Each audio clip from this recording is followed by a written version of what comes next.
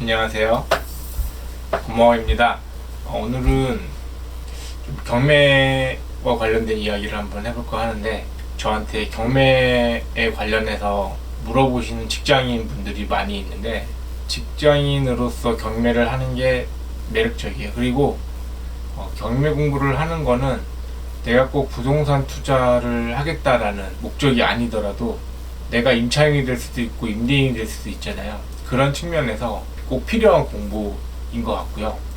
다만 직장인이 경매를 하려면 사실 경매를 인터넷으로만 그냥 진행될 수 있는 그런 방법은 아니기 때문에 경매 절차를 한번 같이 보면서 직장인이 얼마만큼의 휴가를 내야 되는지를 한번 같이 보고 직장인의 경매 전략을 한번 같이 생각을 해보는 시간을 갖도록 하겠습니다. 보고에 앞서 내 집 마련이나 재테크 목적으로 부동산 경매를 공부하시는 분들의 연령이 이제 20대까지 확대되고 있습니다. 부동산 경매를 공부한다는 것은 임대인, 임차인 모두의 입장에서 또 주택, 상가 모든 경우에 실제 도움이 되는 내용이기 때문에 여러분께 경매 공부를 추천드립니다. 이번 영상은 경매의 절차를 알아보고 경매 한 건 낙찰을 받기 위해서 실제 현장에 몇 번이나 찾아가 봐야 되고, 또한 직장인의 경우 휴가를 얼마나 사용해야 되는지를 보고서 경매를 통한 부동산 취득 전략에 도움이 되고자 보고를 드립니다. 자, 부동산 경매는 채무자가 약속된 기일 안에 채권자에게 원금 또는 이자를 상환하지 못해서 진행되는 부동산의 매각 절차. 부동산 경매 절차를 보면 채권자가 경매 신청 접수를 하죠. 그러면 법원에서는 감정평가를 하고 진행하고 배당 신청을 하게 돼요. 배당 신청은 부동산을 예를 들면 경매로 넘어간 물건에 대해서 이해관계자들이 나도 요 물건에 대한 권리가 있으니 또 낙찰이 됐을 때 이만큼의 돈을 받아야 됩니다 라고 하는 게 이제 배당 신청인 거고, 그리고 이제 입찰일이 확정이 되고, 그리고 입찰일 날 가장 비싼 돈을 적어낸 사람한테 낙찰되는 거고, 최고가 매수 신고인이 되는 거죠. 그리고 이제 낙찰일로부터 7일 후에 매각 허가 결정이 나고, 매각 허가 결정이 난 다음 또 일주일 후에 매각 허가 확정이 되고, 그리고 나서 이제 2주에서 4주 정도 후에 잔금 납부 및 소유권 이전 등기를 할 수 있는 시간이 오고, 소유권 이전 등기가 되면 이제 본격적으로 내가 낙찰받은 집에 점유하고 있는 사람을 내보내는 걸 명도라고 하고요. 명도가 끝나면 그 집을 수리하고 정비를 한 다음에 내가 살려면 내가 들어가서 살아도 되고, 임대를 놓고서 이제 수익을 낼 수 있는 그런 순서대로 이제 부동산 경매가 진행이 되는데, 경매 신청 접수부터 입찰이 확정되는 것까지는 법원에서 진행을 하는 거고, 우리가 물건 분석을 하고 실제로 물건지에 가서 현재 상황이 어떠냐, 뭐 공사가 필요하냐, 그 다음에 명도가 어려울 거냐 쉬울 거냐, 물건지 임장을 가서 확인을 해야 되는 거고, 부동산에 가서 입찰하려는 부동산의 시세가 어느 정도인지 확인을 하고, 그 다음에 내가 임대를 줄 거면 임대 가격이 얼마인지 보고서 수익률을 계산을 하고 낙찰가를 선정을 하게 되죠. 여기까지는 사실 굳이 안 가도 되는데 내가 안 가도 된다는 거죠.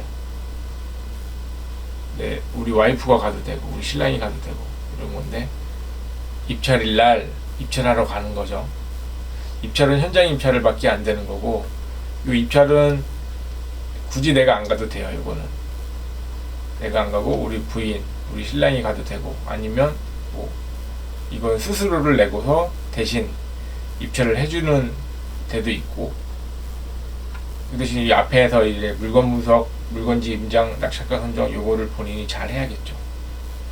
그리고 이제 낙찰 받은 날로부터 일주일 후에 매각허가 결정이 나잖아요. 나의 지위가 기존의 최고가 매수 신고인에서 최고가 매수인이 되는 거죠. 그래서 이날부터 내가 입찰한 집에 대한 점유자나 이해관계인, 점유자 이외의 이해관계인에 대한 정보를 볼 수 있는 권리가 생기는 거죠. 그리고 매각허가 결정이 난 다음에 7일 후에 매각허가 확정이 되는데, 그러니까 낙찰자 입장에서는 요 일주일 동안에 이해관계인의 권리를 볼 수 있잖아요. 요 기간 동안에 하자가 있는지, 기존에 감정평가서 내에 안 보이던 어떤 하자가 보일 수 있거든요. 그럴 경우에는 매각허가 확정 전에 매각 불허가를 내주세요 라고 요청을 할 수 있어요. 그렇기 때문에 매각허가 결정이 나서 이제 일주일 동안에 준비를 잘 해야 되는 거예요. 그리고 매각허가 확정이 되면 잔금 납부를 해야 되니까 경락잔금 대출을 준비해야 되고, 공식적으로는 명대 협상을 이때 시작할 수 있는 거죠. 그런데 보통은 이날 낙찰을 받은 이날부터 명도를 위한 준비를 하는 게 경험상으로는 더 좋더라고요. 좀 준비를 미리 하면 명도 시간이 짧아지니까, 게다가 직장인들은 휴가를 많이 못 쓰니까 이때부터 명도에 대한 고민을 하고서 시작이 되는 게 명도 시간을 좀 짧게 가져갈 수 있는 요령인 것 같아요. 매각허가 확정이 되고 이제 2주에서 4주가 지나면 잔금 납부를 하고 소유권 이전 등기를 하게 되죠. 만약에 경락잔금 대출을 받았다고 하면 소유권 이전 등기를 경락잔금 대출을 해준 은행에 법무사님이 계세요. 그래서 그 법무사님을 통해서 소유권 이전 등기까지 할 수 있어요. 잔금 납부가 돼서 소유권 이전 등기가 되면 명도를 하는데, 이 명도에 대한 기간은 정해져 있지 않아요. 운이 좋으면 낙찰받은 날 이야기가 잘 돼서 뭐 이사비 좀 주세요 해서 이사비 주고서 바로 매각허가 결정나고 나가기로 합의할 수도 있는 거고, 요 명도는 상황에 따라서 휴가를 한 번만 쓸 수도 있는 거고, 그리고 명도가 끝난 다음에 임대를 놓게 되면 임대 계약서에 도장을 찍으러 한 번 가잖아요. 그래서 보면 최소한 물건지 임장 하루 휴가 써야 되죠. 입찰하러 한 번 가야 되죠. 매각허가 결정이 나면 점유자나 다른 이해관계의 정보를 내가 확인하러 한 번은 가야 되죠. 법원에 가야 돼. 이거는 낙찰자가 가야 돼요. 낙찰받은 사람이 신분증 보여주고서 해야 돼요.